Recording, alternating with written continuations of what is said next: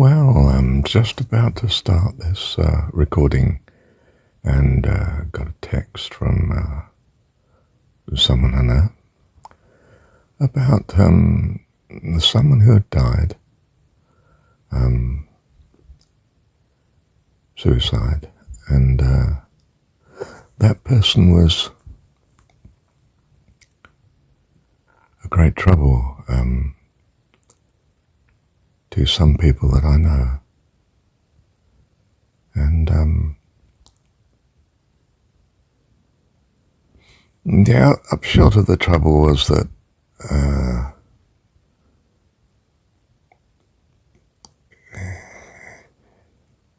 he left our company, and there was virtually no more information for years about him. And my preoccupation now is, how does one react or not react even to such news? For when someone dies anyway, whom one knows, it's very final, isn't it? And I don't want to make too much of it in drama, because, well, I've learnt that whatsoever is good and lovely, think on these things, and things that worry and trouble you greatly are not, at least, do not present as things that are good and lovely. But I am concerned that there are lessons to be learnt in especially those things in our life that stand out. And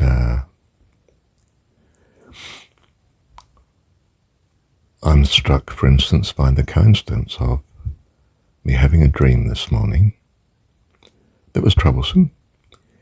You know, I'd woken up in, I think it was almost daylight, and I dozed off and had that dream. And it was concerning animals, and I thought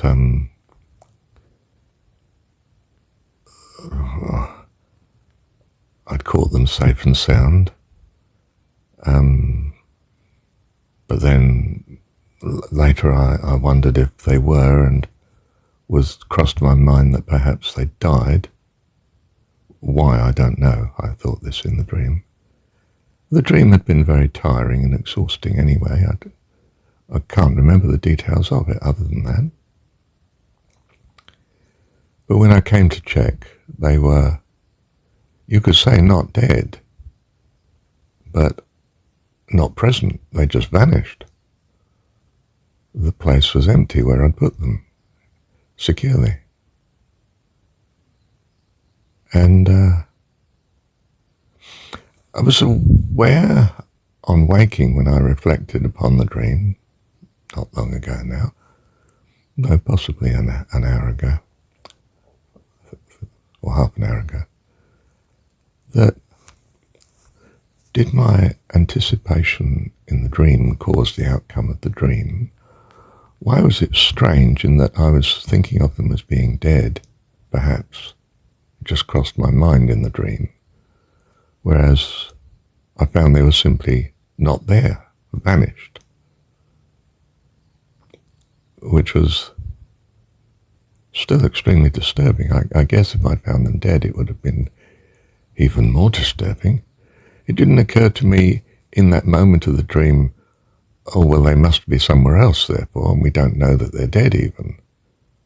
Do you see, I wasn't anticipating the good in the dream. And that's what I was at pains to press in recording, I think, 2 back from this.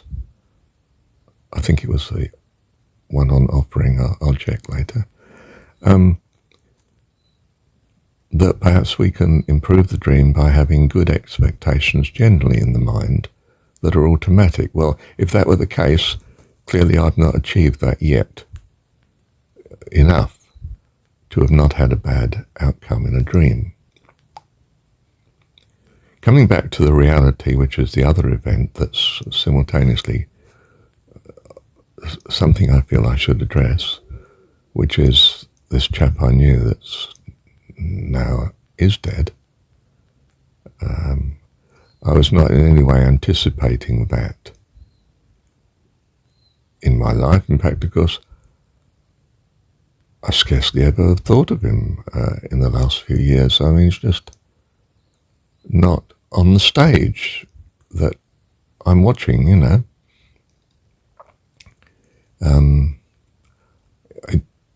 I was surprised. I was thinking of him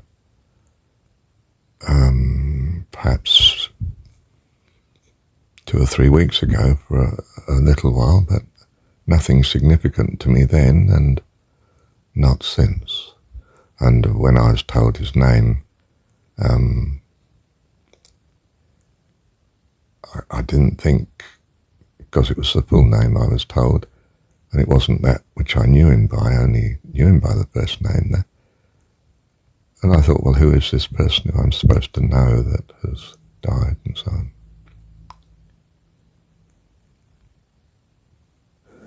Okay, that's the sort of mishmash of what I am holding in my mind at the moment, here in the waking state. What am I to make of it, Heavenly Father? It has crossed my mind that definitely that the two events could be instructive interrelatedly, instructive for me. And to understand something about death or loss and the waking state, the conscious state, what we call reality here in this dimension. The idea still runs with me that perhaps what we're anticipating quite reasonably results in what actually transpires in the dream. And of course that possible idea in the back of one's mind that, is this true in reality as well? What we believe comes about. What we think of may actually cause the future. As in my dream, I thought something may have happened to the animals that I'd rescued into a safe place, as I thought, and then it wasn't so safe.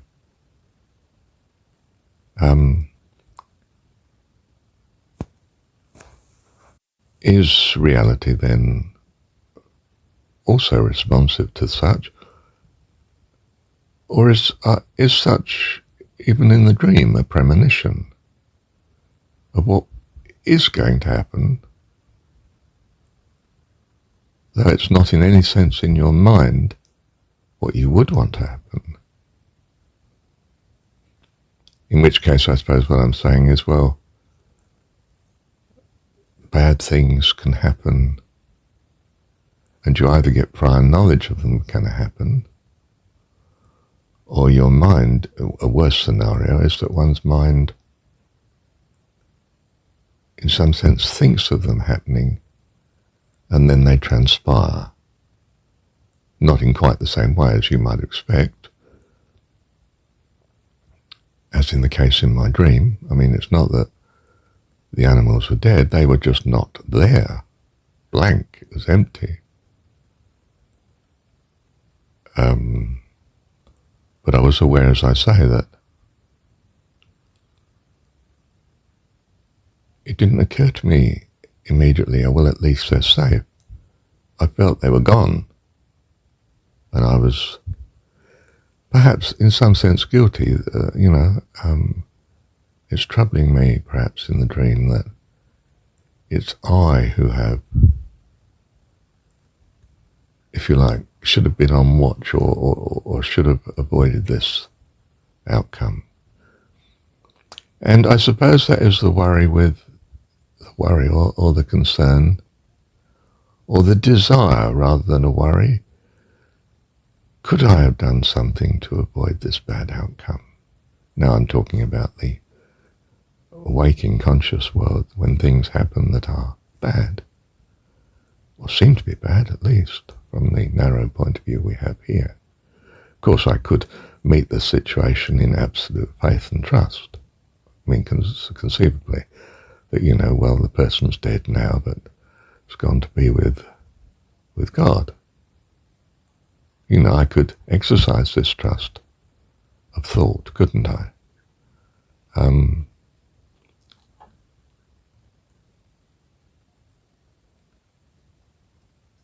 is that the best thing to do? Certainly it's an option people take, that somehow it certainly helps their mind to cope with the situation. Others might feel this is fanciful and ingenuine in some way. And that thought may be of the thing being ingenuine, may be harmful in that perhaps it's better that people have some device to cope with serious difficulties as they see it. Perhaps the onlooker is more worried that they're not seeing it as serious at all and just dismissing it. And that's not something one would want to be the case. Well, let me stand a long way back from both little issues, little in that, they're not going to be a major thing in my life. One's a dream and the other is a reality that's far removed from my experience of recent years.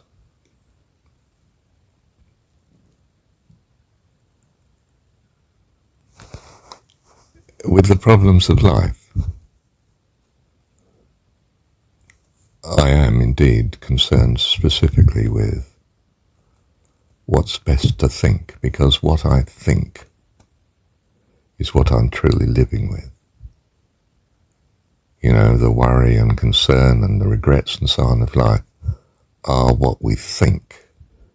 And if I don't think them, then in some sense, well, they're not effective. At the least, they're not effective in troubling my mind. Whereas if we are preoccupied with them, we are greatly exposed to the possibility of them being a trouble to our mind and a great sorrow to us. And perhaps it has extremely bad repercussions on the life we then find we're living. So we keep from bad things as a way of treading a less unhappy path. And some of us perhaps feel this is a very ingenuine way of coping with troubles of life. And certainly I would contribute to that side in saying that I feel if God's allowed these things to happen, both the dream and the event in the real life, in this case, it's because he's teaching. It's all part of his love and care. That it's part of his love and care as regards his teaching of me and anyone else concerned, of course, because he loves us all. That I take that view is, of course, itself a tremendous way of not suffering as a consequence of the data I'm receiving from the world. That seems to be undeniable. And so my argument is, for instance, and you know it well, it may not be your view, of course, but I mean, you know that it's my view, that I would be mad not to assume that God is all-loving and all-powerful. Because if I assume anything else or his absence completely, well, that's a nightmare. And it's not a nightmare I can solve. You know, it's just overwhelming.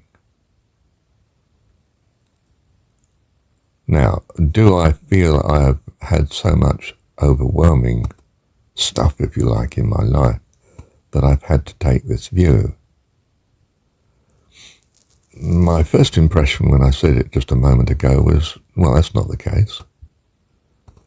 But on the other hand, I can think of times of tremendous worry and tremendous sorrow. And, well, it is true that, well, it seems to be true that a drowning man clutches at straws. Are we the drowning man as sorrows mount in life? Perhaps early on, in childhood, but perhaps cumulatively. Well, I think I'll round on it and say we may be. I don't want to be pessimistic about it, but if we are, then it sounds like my solution is definitely the best way to go. Because of the fear or the concern that one won't be able to cope with what other people are saying is the reality.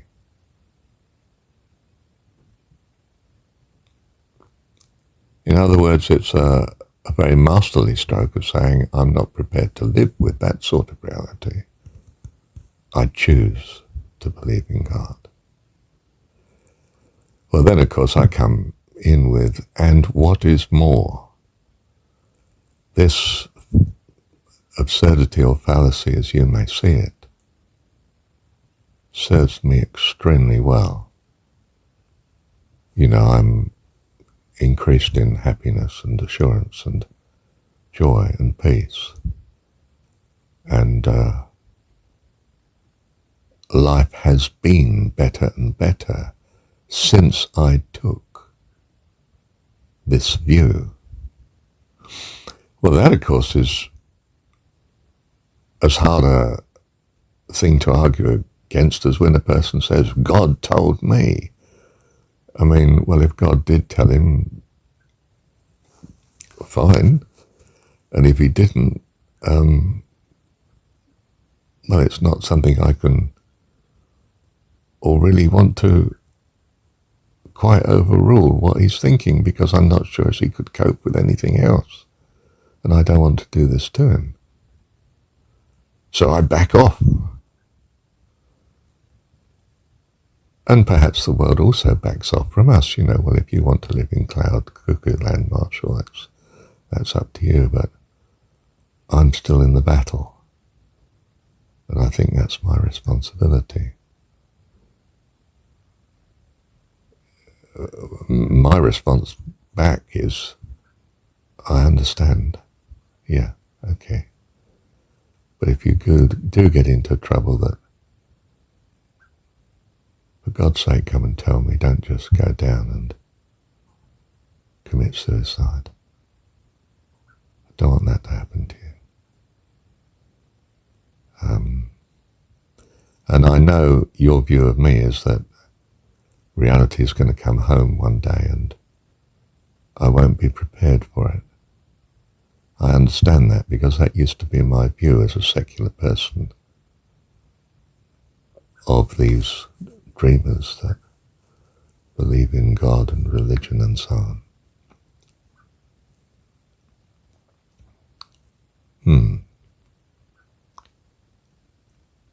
Let me pause. Well, no, let me just leave it at that, can I, for a moment? This is long enough. It's 20 minutes nearly, this recording. Thank you, Heavenly Dad.